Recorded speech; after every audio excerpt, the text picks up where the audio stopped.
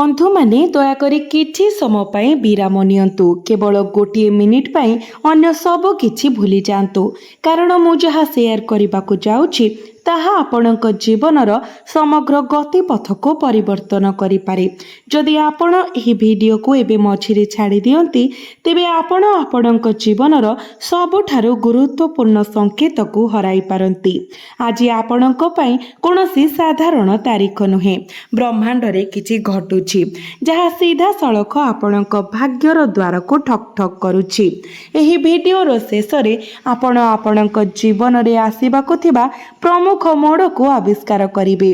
मो आरंभ रे गोटे कथा स्पष्ट भावरे कहिबाको चाहे।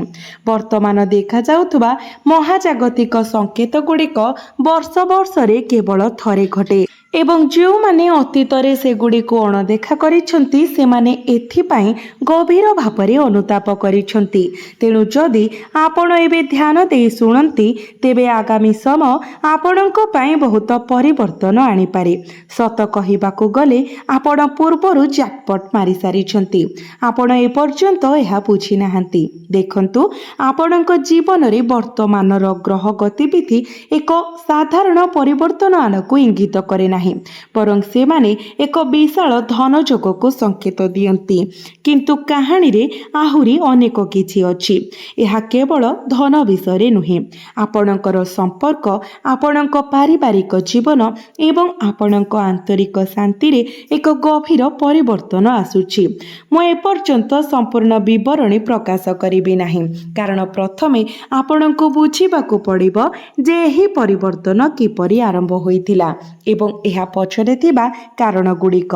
जदि आपण एते दूर देखुछंती तेबे एहार अर्थ हेउछि ईश्वर आपणको एही वार्ता को आगे नै सारिछंती एवं एहा कोनोसी संजोग नुहे।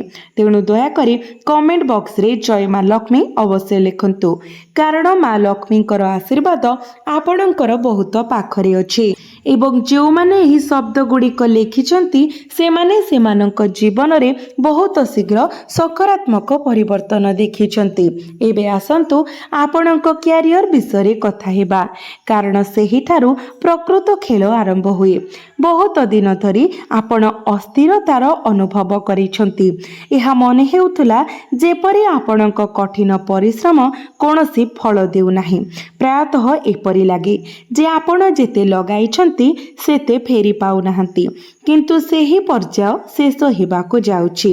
आपणकर क्यारियर रे खूब शीघ्र एक सुजोग आसीबो जहा प्रथमे गुरुत्वहीन मने हुए, किंतु एहा आपणक भविष्यत को संपूर्ण परिवर्तन करिबार संभावना रखे। मने रखंतु जे एही सुजोग हठात आसीबो एवं एहाको चिन्हिबा अत्यंत गुरुत्वपूर्ण। आमे प्रायतः प्रमुख सुजोग गुड़ी को सामान्य बोली खारज करी अणदेखा करिथाउ, तथापि एठारे एक सतर्कतार कथा अछि। दयाकरी ध्यानर सहित शुणन्तु। एही समय मध्यरे आपणक चारि पाखरे थिबा केही जणे व्यक्ति आपणक प्रगति विषय गुप्त भावरे असंतोष प्रकाश करी आपणको समर्थन करुथिबार अभिनय करि पारंती। एहा आपणकर व्यापार विषय विशेष करी आपणक भविष्यत योजना विषय अत्यधिक खोला रहिबारु दूरेई रहिबार समय। किछि धैर्य रखंतु, कारण सत्य शीघ्र प्रकाश पाइब। एबे आसंतु आर्थिक विषय आलोचना करिबा। एहिठारे कहानीटी आहुरी आकर्षणीय होई जाए। आपणक जीवन रे धन संबंधी एक समन्वय सृष्टि हेउछि, एक विरल घटना जहा बहुत कम लोक अनुभव करंती। एही टंका अतीतर कठिन परिश्रमर फल होई पारे किंबा एक संपूर्ण अप्रत्याशित उत्सरू आसी पारे। किछि लोकंक पई एहा एक दीर्घ समय धरी अटकी रहितिबा प्रकल्प समाप्त हेबारु सृष्टि होई पारे, जेतेबेले कि अन्यमानक पई एहा एक नूतन रास्ता माध्यमरे आसी पारे। तथापि एही आर्थिक सफलता पछरे प्रकृत रहस्य संध्या समय सहित जड़ित एवं मु चाहे जे आपण एही बिंदु को स्पष्ट भावरे बुझी नियंतु। आगामी दिन रे सूर्यास्त परे एक कथावार्ता किंबा खबर आपणक पाखकु आसीबो। प्रथमे एहा साधारण मने हुए, किंतु एहा एक प्रमुख मोड़र आरंभ हेबो। एही मोड़ एते गुरुत्वपूर्ण जे मु आपणकु एहाकु हालुका भावरे न न नेबाकू अनुरोध करुछि। सेही संध्या मुहूर्तरे आपणक रास्तारे जहाँ आसे ताहा ध्यानर सहित शुणन्तु, कारण सेही समय आपणक भाग्य एक नूतन दिग ग्रहण करिब। आसन्तु एठारे किछि समय पई अटकी जिबा। यह देखा जाय पारे जे कहानी एठारे शेष हुए। जदि आपण यह भाबुछंती तेबे अपेक्षा करंतु, कारण प्रकृत कहानी केवल आरंभ होईछि। मु एपर्यंत पृष्ठ को खोलुछि। भितरे आउ एक प्रमुख रहस्य लुचि रहिछि, जहाँ आपणकर संपर्क को जड़ित करे एवं जेतेबेले मु एहाकू प्रकाश करे सेतेबेले आपणकू विश्वास करबाकू कष्ट होई पारे। आसंतु प्रेम एवं संपर्क उपरे आमर ध्यान देबा, कारण एठारे किछि अप्रत्याशित प्रकाश हेबाकू जाउछि। वर्तमान संपर्क रे थिबा लोकंक पई एहा एक परीक्षार समय। तथापि एही परीक्षा बंधन को भांगिबा पई नुहे, बरं एहाकू आहुरी मजबूत करिबा पई उद्दिष्ट। एक सामान्य विषय उपरे भूल बुझामणा सृष्टि होई पारे, किंबा आपण भावप्रवण दूरतार भावना अनुभव करि पारंती। तथापि एही समय मध्यरे धैर्य बजाय रखिबा अत्यंत गुरुत्वपूर्ण। ଯେଉଁମାନେ ଏବେ ବଡ଼ ନିଷ୍ପତ୍ତି ନେବାକୁ ତରବର ହେଉଛନ୍ତି ସେମାନେ ପରେ ଅନୁତାପର ସମ୍ମୁଖୀନ ହୋଇପାରନ୍ତି। ବିପରୀତରେ ଯେଉଁମାନେ ଏହି ପର୍ଯ୍ୟାୟକୁ ବିରାମ ଦେଇ ବୁଦ୍ଧିମାନ ଭାବରେ ଆଗକୁ ବଢ଼ନ୍ତି ସେମାନେ ସେମାନଙ୍କର ସମ୍ପର୍କକୁ ବହୁତ ଗଭୀର ଦେଖିବେ। ଯେଉଁମାନେ ବର୍ତ୍ତମାନ ଅବିବାହିତ ଅଛନ୍ତି ସେମାନଙ୍କ ପାଇଁ ଏହା ଏକ ଅତ୍ୟନ୍ତ ବିଶେଷ ସମୟ, କାରଣ ଏକ ନୂତନ ସମ୍ପର୍କ ଦିଗନ୍ତରେ ଅଛି, ଯାହା ଏପରି ଏକ ସ୍ଥାନରୁ ଆରମ୍ଭ ହୋଇପାରେ ଯାହା ଆପଣ କେବେ କଳ୍ପନା ମଧ୍ୟ କରିନଥିଲେ। ଏହା ଏକ ସରଳ ସାଧାରଣ ସାକ୍ଷାତ ସହିତ ଆରମ୍ଭ ହୋଇପାରେ, ତଥାପି ସେହି ସାକ୍ଷାତ ପ୍ରକୃତରେ କିଛି ବିଶେଷରେ ବିକଶିତ ହୋଇପାରେ। କେବଳ ଗୋଟିଏ କଥା ମନେ ରଖନ୍ତୁ, ଯଦି କେହି ଆରମ୍ଭରେ ଅତ୍ୟଧିକ ମିଠା କଥା କୁହନ୍ତି ତେବେ ଆଗକୁ ବଢ଼ିବା ପୂର୍ବରୁ ସେମାନଙ୍କର ଉଦ୍ଦେଶ୍ୟକୁ ସତର୍କତାର ସହିତ ମୂଲ୍ୟାଙ୍କନ କରନ୍ତୁ। ଆପଣ ପୂର୍ବରୁ ଉଲ୍ଲେଖ କରିଥିବା ଲୁଚି ରହିଥିବା ସଂକେତ ବିଷୟରେ ଭାବୁଥିବେ। ଏହି ସଂକେତ ଆପଣଙ୍କର ସ୍ୱପ୍ନ ସହିତ ଜଡ଼ିତ। ଆଗାମୀ ଦିନରେ ଆପଣ ପାଣି, ପୁରୁଣା ଘର କିମ୍ବା ଆପଣଙ୍କ ଠାରୁ ଅଲଗା ହୋଇଥିବା କୌଣସି ପ୍ରିୟଜନଙ୍କର ସ୍ୱପ୍ନ ଦେଖିପାରନ୍ତି। ଏହି ସ୍ୱପ୍ନ କେବଳ ଏକ ସ୍ୱପ୍ନ ନୁହେଁ, ଏହା କେବଳ ଏକ ଘଟଣା ହେବ ନାହିଁ, ଏହା ଏକ ଚେତାବନୀ ଏବଂ ଆଶୀର୍ବାଦ ଉଭୟ ଭାବରେ କାର୍ଯ୍ୟ କରିବ। ଆପଣଙ୍କର ଭିତରର ସ୍ୱରକୁ ଅଣଦେଖା ନ କରିବା ପାଇଁ ଏକ ଚେତାବନୀ ଏବଂ ଏକ ଆଶୀର୍ବାଦ, କାରଣ ଆପଣଙ୍କର ପୂର୍ବପୁରୁଷଙ୍କର କୃପା ବର୍ତ୍ତମାନ ଆପଣଙ୍କ ସହିତ ଅଛି।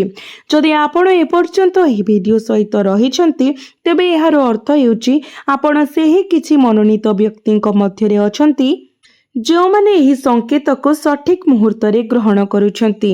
ତେଣୁ ଏହିଠାରେ ଆପଣ ଭବିଷ୍ୟତରେ ପ୍ରତ୍ୟେକ ମୁଖ୍ୟ ସଂକେତ ବିଷୟରେ ପ୍ରଥମେ ପାଇପାରିବେ। ଏବେ ଆସନ୍ତୁ ପାରିବାରିକ ବିଷୟଗୁଡ଼ିକ ବିଷୟରେ ଗଭୀର ଭାବରେ ଅନୁସନ୍ଧାନ କରିବା, କାରଣ ସେଠାରେ ମଧ୍ୟ କିଛି ଗୁରୁତ୍ୱପୂର୍ଣ୍ଣ ବିଷୟ ପ୍ରକାଶ ପାଇବାକୁ ଯାଉଛି। ପରିବାରର ଜଣେ ବୃଦ୍ଧ ସଦସ୍ୟଙ୍କ ସ୍ୱାସ୍ଥ୍ୟ ସମ୍ପର୍କରେ କିଛି ଚିନ୍ତା ଥାଇପାରେ, ତଥାପି ଭୟଭୀତ ହେବାର କୌଣସି ଆବଶ୍ୟକତା ନାହିଁ। ସମୟୋଚିତ ଯତ୍ନ ସବୁକିଛି ନିୟନ୍ତ୍ରଣକୁ ଆଣିବା ନିଶ୍ଚିତ କରିବ। ଏହି ସମୟ ମଧ୍ୟରେ ଘରେ ଅତୀତର ଘଟଣାଗୁଡ଼ିକ ବିଷୟରେ ଆଲୋଚନା ମଧ୍ୟ ହୋଇପାରେ।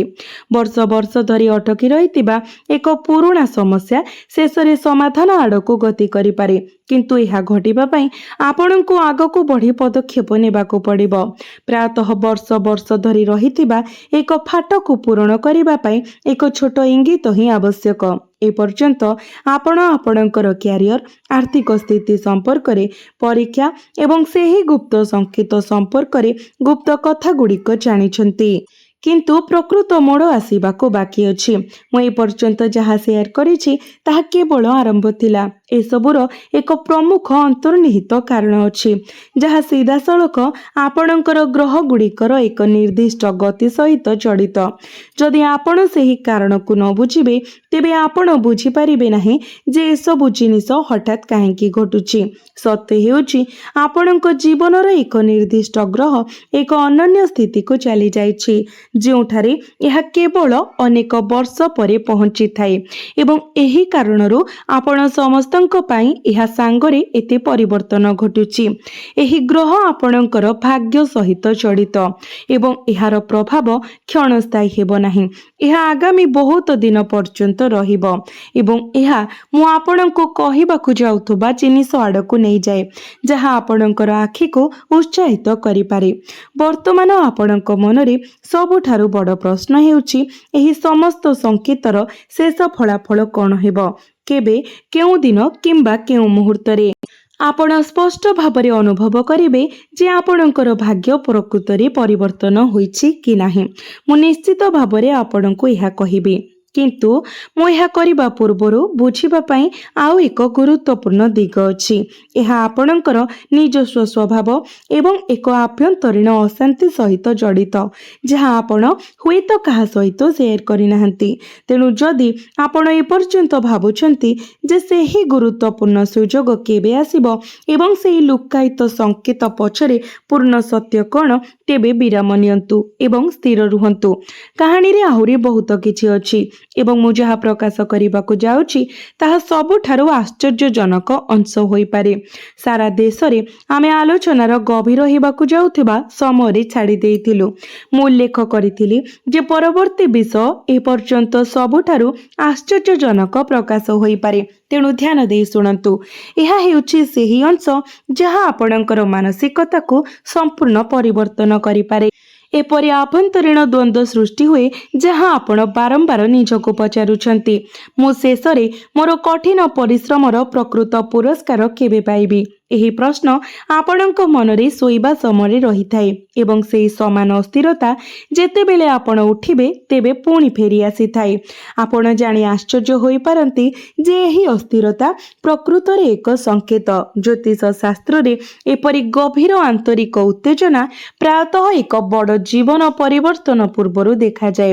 ଏହା ଏପରି ଏକ ସମୟ ଯେତେବେଳେ ଈଶ୍ୱର ଜଣେ ବ୍ୟକ୍ତିଙ୍କୁ କିଛି ମହାନ ପ୍ରଦାନ କରିବା ପୂର୍ବରୁ ଭିତରୁ ହଲାଇ ଦିଅନ୍ତି, ଯାହା ସେମାନଙ୍କୁ ସେମାନଙ୍କର ପୁରୁଣା ଚିନ୍ତାଧାରାରୁ ମୁକ୍ତ କରିବାରେ ସକ୍ଷମ କରିଥାଏ। ବର୍ତ୍ତମାନ ମୁଁ ଆପଣଙ୍କୁ ଅପେକ୍ଷା କରିଥିବା ପ୍ରକାଶନକୁ ସେୟାର କରିବାକୁ ଚାହେଁ। ଆପଣଙ୍କ ଜୀବନର ପ୍ରମୁଖ ମୋଡ଼ ଏକ ନିର୍ଦ୍ଦିଷ୍ଟ ସପ୍ତାହରେ ଘଟିବ। ଏକ ସପ୍ତାହ ଯାହା ଆରମ୍ଭ ହୁଏ ଏପରି ଖବର ସହିତ ଯାହା ଆପଣଙ୍କୁ ପ୍ରଥମେ ଅସୁବିଧାରେ ପକାଇପାରେ, ତଥାପି ସେହି ଦୁଃଖର ଉତ୍ସ ଶେଷରେ ଆପଣଙ୍କ ଖୁସିର ସର୍ବୋତ୍ତମ ଉତ୍ସରେ ପରିଣତ ହେବ। ମନେ ରଖନ୍ତୁ, ଦୃଶ୍ୟମାନତା ପ୍ରତାରଣାପୂର୍ଣ୍ଣ ହୋଇପାରେ। ପ୍ରାୟତଃ ଆରମ୍ଭରେ ଯାହା ଅପ୍ରୀତିକର ମନେ ହୁଏ ତାହା ଦୀର୍ଘକାଳୀନ ଭାବରେ ସବୁଠାରୁ ବଡ଼ ଆଶୀର୍ବାଦରେ ପରିଣତ ହୁଏ। ଯଦି ଆପଣ ଏପର୍ଯ୍ୟନ୍ତ ଏହି ଭିଡ଼ିଓ ଦେଖୁଛନ୍ତି, ଦୟାକରି ଗୋଟିଏ କାମ କରନ୍ତୁ, କମେଣ୍ଟ ବକ୍ସରେ ଜୟ ମା ଲକ୍ଷ୍ମୀ ନିଶ୍ଚୟ ଲେଖନ୍ତୁ। ଯେଉଁମାନେ ଏହି ସଂକେତକୁ ସଚ୍ଚୋଟ ହୃଦୟରେ ଗ୍ରହଣ କରନ୍ତି ସେମାନେ ସେମାନଙ୍କ ଜୀବନରେ ଦ୍ରୁତ ସକାରାତ୍ମକ ପରିବର୍ତ୍ତନ ଅନୁଭବ କରନ୍ତି। ଏବଂ ଭିଡ଼ିଓଟିକୁ ଲାଇକ୍ କରିବାକୁ ଭୁଲନ୍ତୁ ନାହିଁ, କାରଣ ଏହି ଛୋଟ ଇଙ୍ଗିତ ଆପଣଙ୍କ ଆଡ଼କୁ ଦେବୀ ଲକ୍ଷ୍ମୀଙ୍କର ଆଶୀର୍ବାଦ ଆକର୍ଷିତ କରିବାରେ ସାହାଯ୍ୟ କରେ। ଏବେ ମୁଁ ପୂର୍ବରୁ ଉଲ୍ଲେଖ କରିଥିବା ଗୁପ୍ତ ସଂକେତ ବିଷୟରେ ଆହୁରି ଗଭୀର ଭାବରେ ଜାଣିବା। ମୁଁ ପାଣି, ପୁରୁଣା ଘର କିମ୍ବା ଦୀର୍ଘ ଦିନ ଧରି ହଜିଯାଇଥିବା ପ୍ରିୟଜନଙ୍କ ସହିତ ଜଡ଼ିତ ସ୍ୱପ୍ନ ବିଷୟରେ କହିଥିଲି। ଏହାର ପ୍ରକୃତ ତାତ୍ପର୍ଯ୍ୟ ହେଉଛି ଯେ ସ୍ୱପ୍ନଟି ପ୍ରକୃତରେ ଆପଣଙ୍କର ପୂର୍ବପୁରୁଷଙ୍କ ଠାରୁ ଏକ ବାର୍ତ୍ତା। ଏହା ସୂଚିତ କରେ ଯେ ଏକ ଅସମାପ୍ତ କାର୍ଯ୍ୟ ସମାପ୍ତ କରିବାର ସମୟ ଆସିଛି। ଏହା କୌଣସି ଧାର୍ମିକ ରୀତିନୀତି ସହିତ ଜଡ଼ିତ ହେଉ କିମ୍ବା ସମ୍ପର୍କରେ କ୍ଷମା ମାଗିବା ସହିତ ଜଡ଼ିତ। ଯେତେବେଳେ ଆପଣ ଏହି କାର୍ଯ୍ୟ ସମାପ୍ତ କରିବେ, ଆପଣଙ୍କ ଜୀବନରେ ସ୍ଥିର ଶକ୍ତି ପୁଣି ଥରେ ମୁକ୍ତ ଭାବରେ ପ୍ରବାହିତ ହେବା ଆରମ୍ଭ କରିବ। ମୁଁ ଆଉ ଏକ କଥା ବାଣ୍ଟିବାକୁ ଚାହୁଁଛି, ଯାହା ଆପଣଙ୍କୁ ପ୍ରକୃତରେ ଆଶ୍ଚର୍ଯ୍ୟ କରିପାରେ। ଆପଣଙ୍କର ଅତି ନିକଟତର କେହି ଜଣେ ଅଛନ୍ତି ଯିଏ ଗୁପ୍ତ ଭାବରେ ଆପଣଙ୍କ ସଫଳତା ପାଇଁ କାମନା କରନ୍ତି, କିନ୍ତୁ କେବେ ଖୋଲାଖୋଲି ଭାବରେ ପ୍ରକାଶ କରନ୍ତି ନାହିଁ। ଏହି ବ୍ୟକ୍ତି ପରିବାରର ସଦସ୍ୟ କିମ୍ବା ପୁରୁଣା ବନ୍ଧୁ ହୋଇପାରନ୍ତି।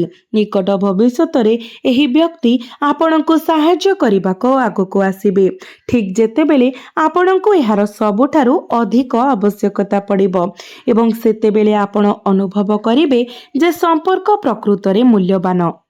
ଆଉ ଏକ ଗୁରୁତ୍ୱପୂର୍ଣ୍ଣ ଦିଗ ବାକି ଅଛି ଆପଣଙ୍କର ସ୍ୱାସ୍ଥ୍ୟ ଏବଂ ମନର ଶାନ୍ତି, ଯାହା ଅଧିକାଂଶ ଲୋକ ଅଣଦେଖା କରନ୍ତି। ତଥାପି ଏହାକୁ ଏବେ ଅଣଦେଖା କରିବା ବୁଦ୍ଧିମାନର କାମ ହେବ ନାହିଁ। ଦେଖନ୍ତୁ, ଆପଣ ବର୍ତ୍ତମାନ ଯେଉଁ ଅସ୍ଥିରତା ଏବଂ କ୍ଳାନ୍ତି ଅନୁଭବ କରୁଛନ୍ତି ତାହା କେବଳ ଶାରୀରିକ ନୁହେଁ, ଏହାର ଏକ ଗୁରୁତ୍ୱପୂର୍ଣ୍ଣ ଅଂଶ ହେଉଛି ମାନସିକ। ଆପଣ ପ୍ରାୟତଃ ଅନ୍ୟମାନଙ୍କର ଆବଶ୍ୟକତାକୁ ନିଜ ଅପେକ୍ଷା ପ୍ରାଥମିକତା ଦିଅନ୍ତି ଏବଂ ଏହି ଅଭ୍ୟାସ ଧୀରେ ଧୀରେ ଆପଣଙ୍କୁ ଭିତରେ ଫମ୍ପା ଅନୁଭବ କରାଏ। ଆଗକୁ ବଢ଼ିବା ଆପଣଙ୍କୁ ନିଜ ପାଇଁ ସମୟ ବାହାର କରିବାକୁ ପଡ଼ିବ। ସର୍ବୋପରି, ଯଦି ଆପଣ ନିଜର ଶକ୍ତି ପୂରଣ କରନ୍ତି ନାହିଁ, ତେବେ ଆପଣ ଅନ୍ୟମାନଙ୍କୁ ଆପଣଙ୍କର ସର୍ବୋତ୍ତମ ଦେଇପାରିବେ ନାହିଁ। ମନେ ରଖନ୍ତୁ, ଆତ୍ମଯତ୍ନ ସ୍ୱାର୍ଥପରତା ନୁହେଁ, ଏହା ଆଗକୁ ଆସୁଥିବା ପ୍ରମୁଖ ପରିବର୍ତ୍ତନ ପାଇଁ ନିଜକୁ ପ୍ରସ୍ତୁତ କରିବାର ଏକ ଉପାୟ। ଏବେ ଆସନ୍ତୁ ଆମେ ପୂର୍ବରୁ ଉଲ୍ଲେଖ କରିଥିବା ସେହି ସନ୍ଧ୍ୟାର ଘଟଣାଟିକୁ ପୁନର୍ବାର ଦେଖିବା। ମୁଁ ଚାହୁଁଛି ଯେ ଆପଣ ଏହାକୁ ଗଭୀର ଭାବରେ ବୁଝନ୍ତୁ। ଯେତେବେଳେ ସେହି ସନ୍ଧ୍ୟା ଆସେ ଏବଂ ସେହି ନିର୍ଦ୍ଦିଷ୍ଟ କଥାବାର୍ତ୍ତା କିମ୍ବା ଖବର ଆପଣଙ୍କ ପାଖକୁ ଆସେ, ଆପଣ ପ୍ରଥମେ ଭୟ କିମ୍ବା ଅସୁରକ୍ଷିତ ଅନୁଭବ କରିପାରନ୍ତି। ସେହି ମୁହୂର୍ତ୍ତରେ ଆପଣଙ୍କର ମନ ଆପଣଙ୍କୁ କହିପାରେ, ଏହା ଠିକ୍ ଲାଗୁନାହିଁ, ହୁଏତ ମୁଁ ଏହାକୁ ସ୍ଥଗିତ ରଖିବା ଉଚିତ। କିନ୍ତୁ ଏହା ଆପଣଙ୍କର ସବୁଠାରୁ ବଡ଼ ପରୀକ୍ଷା। ଯଦି ଆପଣ ସେହି ଭୟ ସତ୍ତ୍ୱେ ଆଗକୁ ବଢ଼ିବାକୁ ନିଷ୍ପତ୍ତି ନିଅନ୍ତି, ତେବେ ସେହି ନିଷ୍ପତ୍ତି ଆପଣଙ୍କ ଜୀବନର ଏକ ପ୍ରମୁଖ ମୋଡ଼ ପାଲଟିଯିବ। ଯେଉଁମାନେ ଭୟର ସାମ୍ନା କରନ୍ତି ସେମାନେ ସୁଯୋଗ ହରାଇଥାନ୍ତି, ଯେତେବେଳେ କି ଯେଉଁମାନେ ଏହାକୁ ପରାସ୍ତ କରନ୍ତି ସେମାନଙ୍କ ପାଇଁ ସ୍ୱାଭାବିକ ଭାବରେ ଦ୍ୱାର ଖୋଲିଯାଏ।